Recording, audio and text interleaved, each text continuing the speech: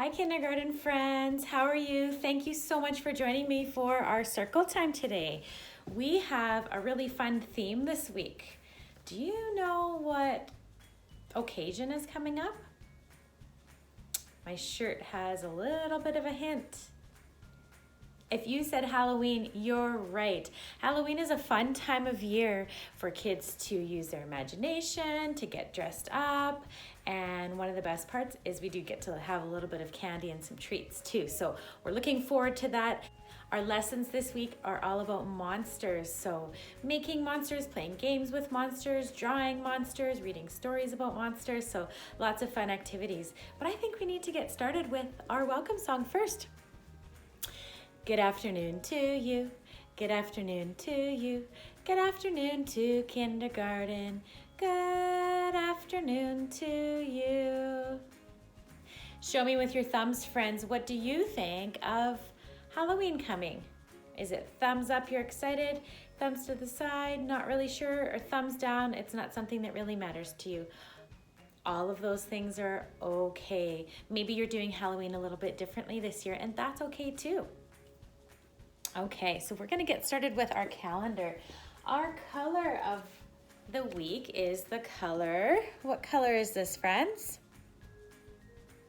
That's the color orange. So the word is orange and it's O-R-A-N-G-E, O-R-A-N-G-E, O-R-A-N-G-E. That's how you spell orange. So friends, in your fine motor journal, I want you to write the word orange and draw some orange things. What are some things we could draw that are orange? Pumpkins are orange. What else is orange? Oh, oranges. Oranges are orange, so you could draw a pumpkin, you could draw oranges.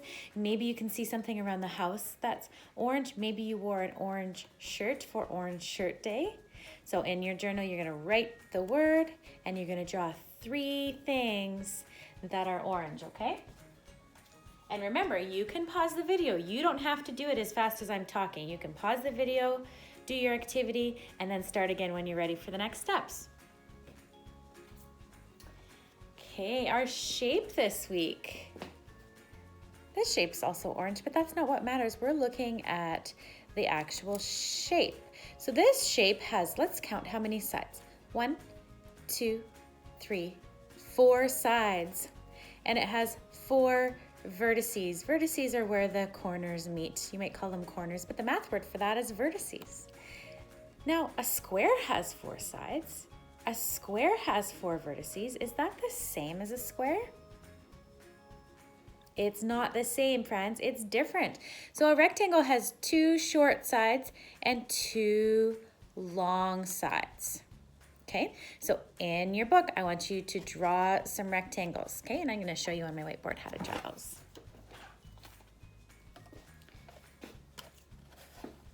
So remember, I said it's a short side, a long side, a short side, a long side. There you go. Okay, and I'll draw another one. Short, long, long. Okay, I have a question. What if I draw it this way? Short, long, long. Is that still a rectangle?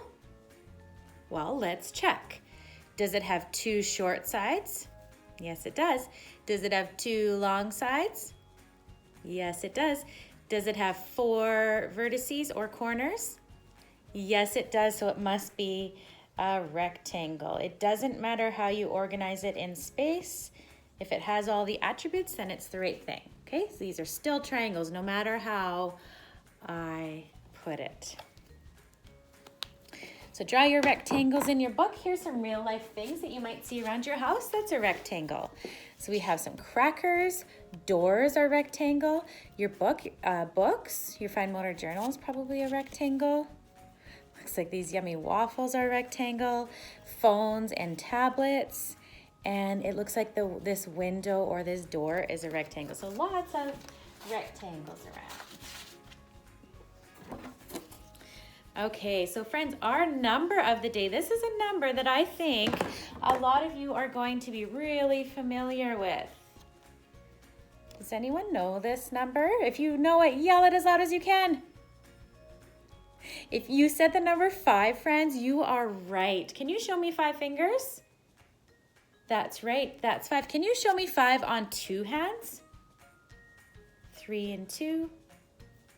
Or we can do 4 and 1. Absolutely. Lots of different ways to show the number 5. So in our journal, we're going to write the number 5. And I have a fun little poem for you to learn how to write the number 5. It goes like this. Short neck, belly fat, the number 5 wears a hat. That's a silly one, isn't it? Let's do it again.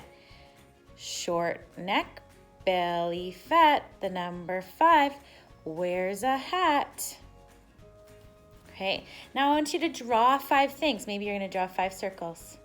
Or 5, let's do 5 check marks. 1, 2, 3, 4, 5. Maybe you're going to draw a dot collection of 5. What 5 looks like on a dice. Okay, maybe friends, you want to try writing the word 5.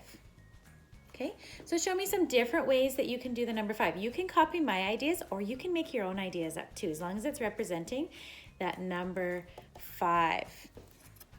And if you have some counters, I want you to be counting 5. So I actually have some googly eyes here. Remember, your voice follows your fingers when you're counting.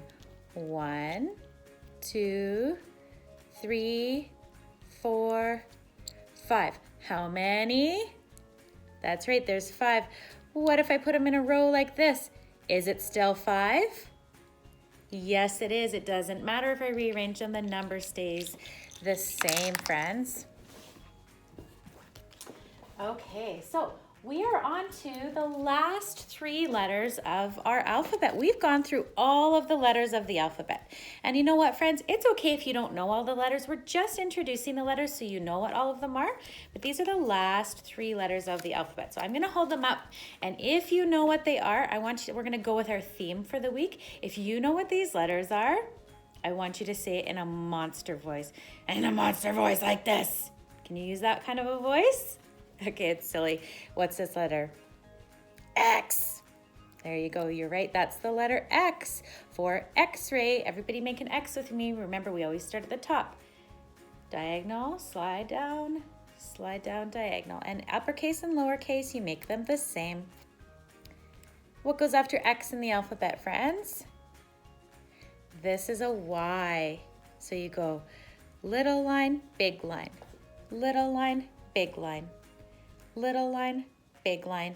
And it's the same for upper and lowercase. So practice writing those. Write me a row of each of these letters. Again, you can push stop if we're going too fast. And the very last letter of the alphabet, friends, what do we call this letter? This is a Z. Remember, say it in that monster voice. And Z says zzz, like a zebra or a zipper or a zoom. Okay, so making a Z, it's line down, line across, slide down, line across, line across, slide down, line across. It's like making a zigzag. So go ahead and put some of those in your journal as well. So we have X, we have Y, and we have Z. Okay, so friends, I have this silly poem to share with you. Like I said, lots of our learning this week is to do with monsters. Okay, so this is where you're going to get up with me, and I want to see you I want you to be doing the actions of this. Friends, I would love to see a video of you doing our circle time. So if you want to send a little video clip so that I can see you've taken part in the circle time, that would be excellent. So it's called the Monster Song.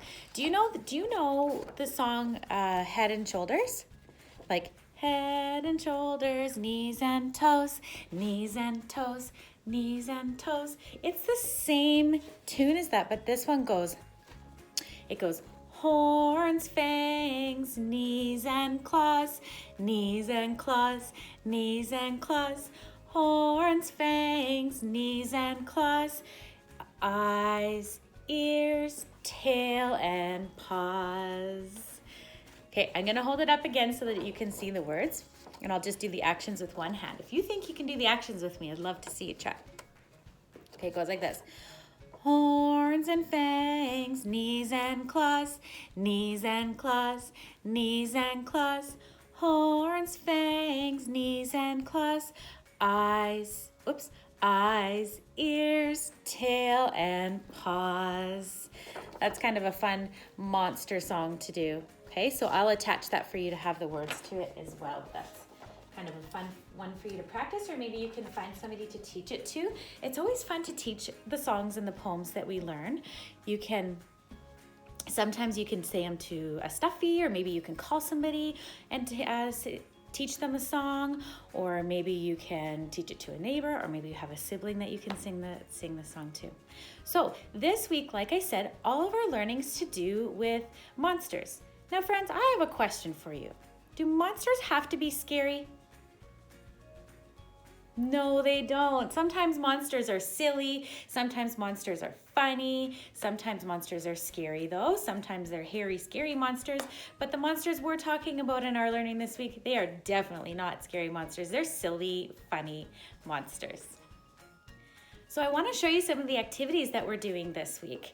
I'm going to be reading you a story called How to Catch a Monster, and it's all about a little boy who's dressed up as a ninja. He's worried about the monster, so he's trying to catch them, but once he does, he finds out that the monster is actually his friend and that they love to play. So it's a really kind of a fun story there.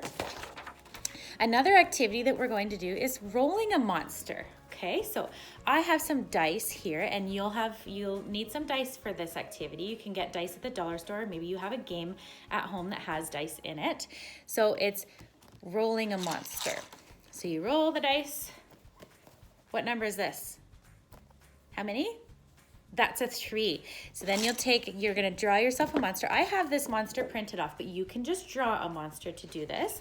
And you're gonna add eyes to the monster. So maybe you have some googly eyes. See if I can do this without putting it down.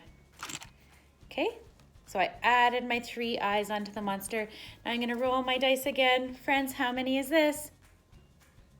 You're right, that's 2. So I'm gonna add 2 more. 1, 2, and then if you want to count and see how many you have, 1, 2, 3, 4, 5.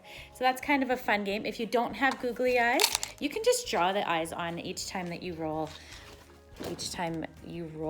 The other fun activity we're doing this week is we're going to draw a monster. So I'm going to take you through the steps of how to draw a monster, and then you can go ahead and color your monster or paint it. This is kind of a fun thing you can put on your fridge. Maybe you have a bulletin board where you keep your artwork. Maybe you can give your monster a name as well. And then the last activity that we have this week, it is to do with Halloween. If you're not somebody who celebrates Halloween, that's okay. It's still a fun activity to do. It's just all about pretend. So we're going to pretend trick-or-treating. So what do I need for trick-or-treating? Yes, you're right. I need a costume. So here's my costume. I'm an elephant. Well, I guess I'm a witch elephant, aren't I? And you need a bag to collect your candy. So I have my bag for collecting candy. So for our pretend play this week, we are practicing doing trick-or-treating, okay? So you can set up a little area in your house and practice what are the safety rules of trick-or-treating, what are some things that you say when you're trick-or-treating, what are some fun things you do when you're trick-or-treating.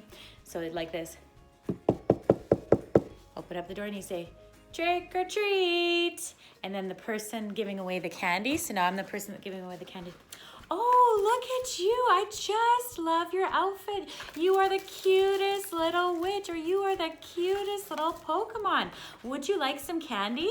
And then now I'm the person getting the candy. Oh, yes, please, thank you. And then they put the candy in and you say, thank you. And they say, happy Halloween. Okay, so practicing trick-or-treating like that is kind of a fun thing to do as well. Okay? Pretend, play. Play is really, really important. Friends, that's all the time we have for Circle Time today. So thank you so much for joining me. It's time to sing our goodbye song. Sing along with me. It's time to say goodbye. It's time to say goodbye. We'll see you all next week. It's time to say goodbye. Bye, friends. I hope you have a really fun Halloween week. Take care.